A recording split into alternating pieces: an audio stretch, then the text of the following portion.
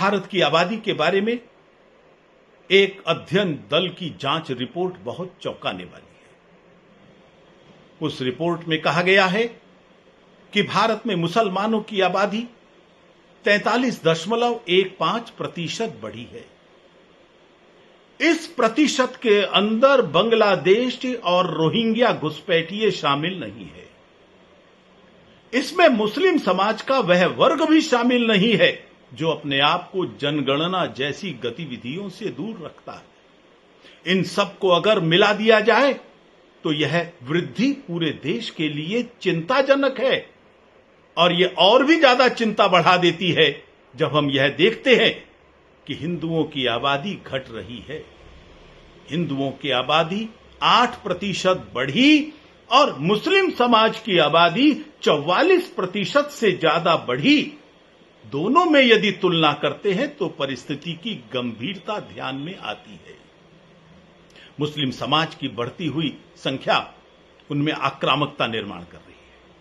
इसलिए कभी कहते हैं कि हम 70% को गंगा में बहा देंगे, कभी कहते हैं कि हम राम मंदिर को हटाकर वहां बाबरी मस्जिद फिर बना देंगे, जब हमारी सरकार आएगी तब देख लेंगे। कभी हिंदुओं को सरेआम सर काटने की धमकी दी जाती है। उनके नेताओं में आक्रामकता इतनी बढ़ रही है, हिंदू आस्थाओं का अपमान करते हैं और कोई भी एक हिंदू उनके लिए अप्रिय बात कह दे, सरतन से जुदा का गैंग सक्रिय हो जाता है। आबादी बढ़ रही है और तुर्रा ये कि वो पिछड़े हैं। अरे 1200 सालों से देश पर राज कर रहे हैं। पहले आक्रामक के रूप में किया, फिर अंग्रेजों के साथ मिलकर किया, फिर कांग्रेस के साथ मिलकर तुम्हारी ही तो चली है। अर्थनीति, विदेश नीति, राजनीति सब पर तुम हावी थे और पिछड़े होने के कारण से आरक्षण भी चाहिए। यह पिछड़ापन यदि कहीं है तो उसके कारण केवल तुम हो, तुम्हारी बढ़ती आबादी है।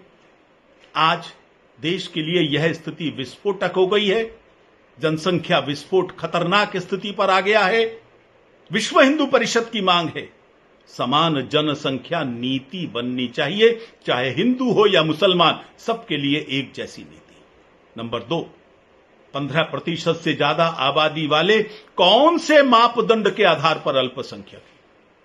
इनसे अल्पसंख्यक दर्जा छीन लेना चाहिए। नंबर 3, बार बार धर्म के आधार पर आरक्षण की बात की जाती है। असंवैधानिक मांग है। ओबीसी, शेड्यूल कास्ट, इनका हक छीनकर इनको देना चाहते हो जो आबादी बढ़ा रहे हैं एक जिहाद के कारण से। इस मांग को करने वाले, इस घोषणा को करने वाले संविधान के विरोध में काम कर रहे हैं।